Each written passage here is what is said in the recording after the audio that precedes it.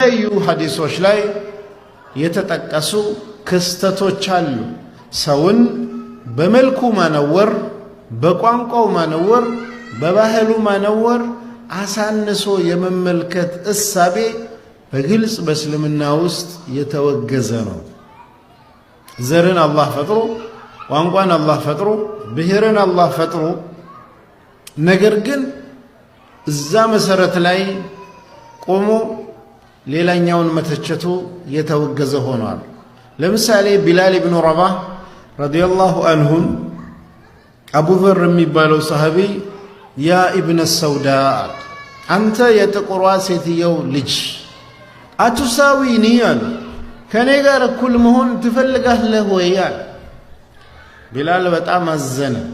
እኩልነን ሙስሊም ነን ብሎ እየሄደ አጠገቡ ያለ ሙስሊሙ አንተ የጥቁር ሴትየዋ ልጅ በእናቱ መልክ